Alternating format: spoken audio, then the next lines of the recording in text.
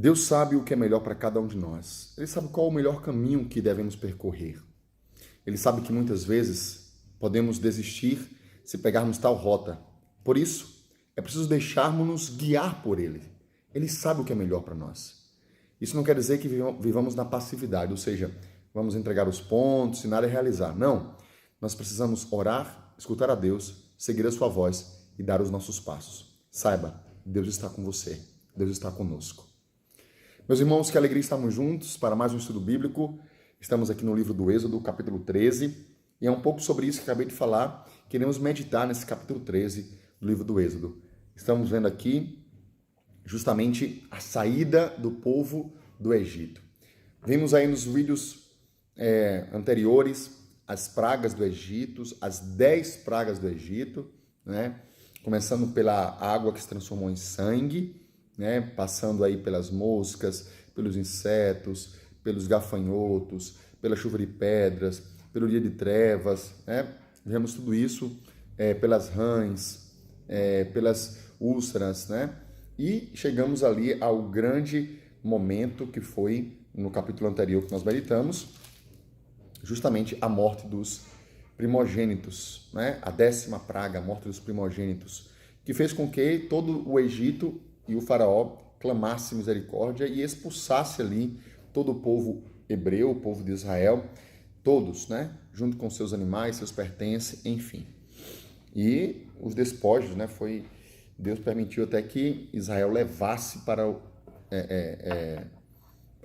a terra prometida o ouro, né? A prata dos egípcios. E aí, nós vimos aí a instituição da Páscoa, né? Da festa da Páscoa, a rememorização, e vimos a instituição dos ázimos. E nós vamos agora adentrar no capítulo 13 para a gente meditar, né? Gastamos 2 dias para fazer o capítulo 12, por ser denso, por ser grande, por ter muita informação. E agora vamos para o capítulo 13. Em nome do Pai, do Filho e do Espírito Santo. Amém. Vinde, Espírito Santo, vinde por meio da poderosa intercessão do Imaculado Coração de Maria, a vossa amadíssima esposa. Pega comigo a tua Bíblia, tua caneta, e vai comigo lendo a passagem bíblica e nós vamos rezando. Não deixe de rezar. Todos os dias ao meio-dia nós estamos aqui para fazer o nosso estudo bíblico. E Yahvé falou a Moisés dizendo: consagra-me todo o primogênito, todo o que abre o útero materno entre os israelitas, homens ou animais, será meu. Homem ou animal será meu. Então aqui, mais uma vez, já existia essa cultura, mas aqui de forma muito especial, rememorando a lei dos primogênitos,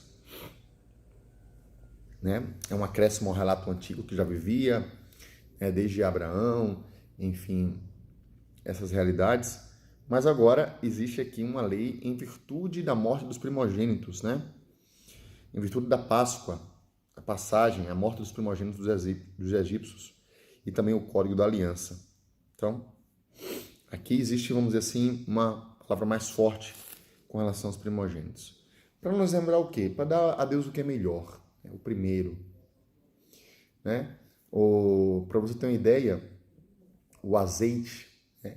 A primeira prensa do azeite é o mais puro, ele vai para o templo em Israel. Depois é que vem o azeite para comida, o azeite para iluminar, o azeite para curar feridas. Isso tudo se vive no Getsemane, no lugar da prensa. E Jesus é essa azeitona que foi prensada. E o melhor foi para Deus, depois para ser alimento nosso, para ser cura das nossas feridas, para iluminar as nossas vidas, né? Para aquecer. Versículo 3. Moisés disse ao povo: lembrai-vos desse dia em que saíste do Egito, da casa da escravidão, pois com mão forte Yahvé vos tirou de lá, e por isso não comereis pão fermentado. Lembra-se aqui do pão sem fermento, né? Não daria tempo a massa levedar, que teria que ser comido muito rápido, eles iam fugir o mais rápido possível, né? Então, é instituído a festa dos pães ázimos, né? Hoje é o mês de Abibe, e estáis saindo. Quando Yahvé te houver introduzido na terra dos cananeus, dos heteus, dos amorreus, dos heveus, dos jebuseus, que jurou a teus pais te dar, terra que mana leite e mel, guardarás esse rito neste mês. Comerás pães ázimos durante 7 dias, e no 7º dia haverá uma festa para Israel, para Yahvé. Durante 7 dias comer-se-ão pães ázimos. Não haverá em tua casa nada de fermentado, nem em todo o seu território. Naquele dia, assim falarás a teu filho: eis o que Yahvé fez por mim quando saí do Egito. E será como sinal na tua mão, um memorial entre os teus olhos, para que a lei de Yahvé esteja na tua boca. Pois Yahvé te tirou do Egito com mão forte, e observarás esta lei no tempo determinado, de ano em ano. Então, veja, aqui é instituída uma festa, aqui é instituída uma lei, né?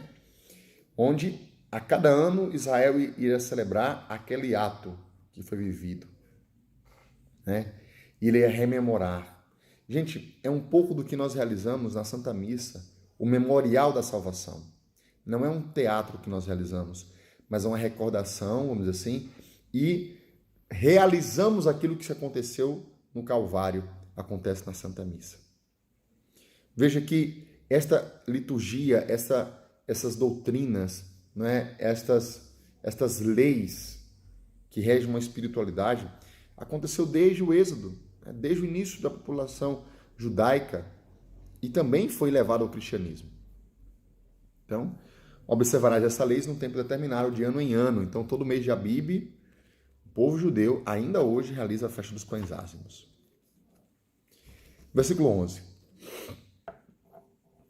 Quando Yahvé te houver introduzido na terra dos cananeus, como jurou a ti e a teus pais, quando a tiver dado a ti, apartarás para Yahvé todo ser que sair primeiro do útero materno. Aqui, então, no início do versículo 1 desse capítulo 13, né? Nós vimos Yahvé falando com Moisés, e aqui nós vemos Moisés falando para o povo. Apartarás para Yahvé todo ser que sair por primeiro do útero materno, e todo primogênito dos animais que tiverdes. Os machos serão para Yahvé. Todo primogênito de jumento, porém, tu o resgatarás com um cordeiro. Isso aqui é o seguinte: o jumento era considerado um animal impuro, não poderia oferecer um animal impuro a Yahvé. Então eles pegavam, quando nascesse um filho de jumenta, né, um jumentinho, eles pegariam um cordeiro e ofereceriam, né, em sinal daquele jumento que nasceu.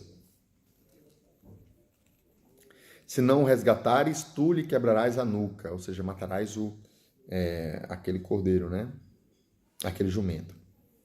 Mas todo primogênito do homem entre teus filhos, tu o resgatarás. Ou seja, não que o homem seja impuro, mas para não matar uma criança, né, e ofertar a Yahvé com a morte, assim que uma criança, um menino nascesse, o primogênito resgatarás. Ou seja, pegará um outro animal, no caso o cordeiro, e imolará, né, em sinal, em oferta por aquele primogênito nascido.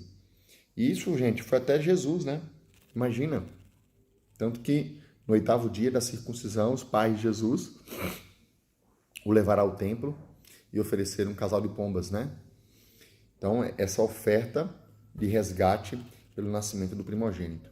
Então, todo ser humano que nascia, eles ofertavam um animal a Deus. Quando era um animal que nascia, eles davam o primeiro animal daquela cria era para Deus, né? E quando amanhã o teu filho te perguntar o que isso significa, responde-lhes-á: Yahvé tirou-nos do Egito, da casa da escravidão, com mão forte. Pois tendo-se obstinado o faraó e não querendo deixar-nos partir, Yahvé matou todos os primogênitos da terra do Egito, desde o primogênito do homem até o primogênito dos animais. É por isso que sacrifico a Yahvé todo macho que sai por primeiro do útero materno e resgato todo o primogênito dos meus filhos. Né? Então aqui o porquê disto. Isto será, pois, como um sinal da tua mão e com um frontal entre os teus olhos, porque Yahvé nos tirou do Egito com mão forte. Gente, isso aqui é maravilhoso. É explicar para o filho o porquê daquele ato. Gente, nós precisamos conhecer, por exemplo, o que é o batismo, o sacramento, o que isso representa, a primeira comunhão, a crisma, a unção dos enfermos. De onde vem isso? O que um sacramento representa? Nós precisamos conhecer isso e ensinar para o nosso filho. Porque devemos ir à missa, porque fazemos esse sacrifício, porque fazemos jejum, porque celebramos a Semana Santa. Nós nem sabemos. Então nós precisamos aprender para poder dar sentido. O que significa isso? Aí você vai lembrar, olha, a missa significa o Calvário, a paixão de Jesus. Na Quinta-feira Santa, ele instituiu a Eucaristia, ou seja, ele quis estar presente num pedaço de pão. Isso é um milagre. E nós fazemos isso em memória dele. Todas as vezes que fizermos isso, nós estamos rememorando a paixão de Jesus, como diz lá em Coríntios. Enfim, você vai catequizando os seus filhos, a sua família. Ah, porque o que o batismo significa? Por que tem que batizar um filho? Ah, porque sabe o que o batismo significa? Significa a passagem, né? A purificação. O batismo vem do grego, quer dizer purificação. E é uma purificação do homem velho para o homem novo, da morte para a vida. Há um nascimento ali para ser cristão. É um símbolo que mostra uma lavagem espiritual e uma pertença a Deus. Enfim, isso precisamos fazer e mostrar para nossos filhos, né? Isso é importante. Versículo 17.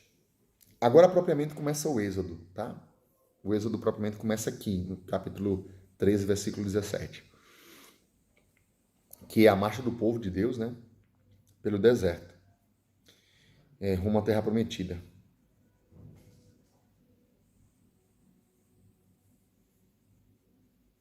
E aí ele vai começar. Ora,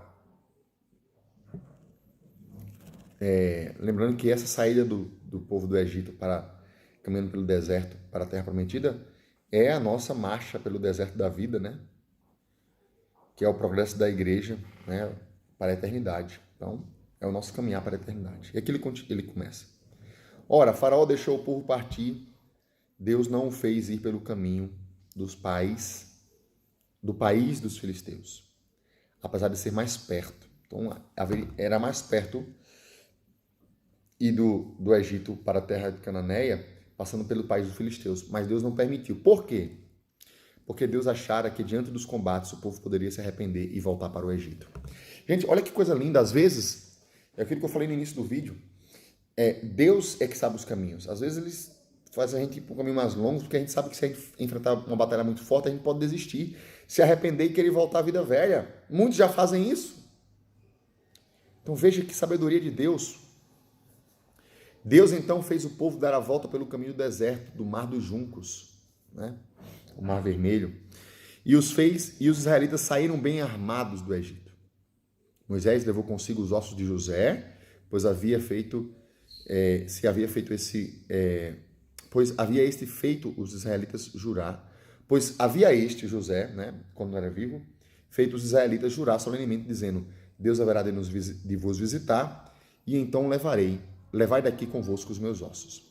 Então Moisés levou os ossos de José para a terra prometida. E tendo saído de Sucote, acamparam em Etã, à beira do deserto. E Yahvé, agora olha que bonito, para terminar aqui, olha que bonito isso. Nós caminhamos no deserto, deixe Deus trilhar o seu caminho, caminhe os caminhos do Senhor.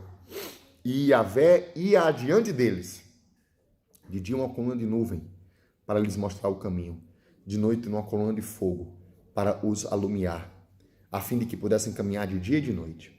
Nunca se retirou diante do povo a coluna da nuvem durante o dia, nem a coluna de fogo durante a noite. Gente, que coisa maravilhosa.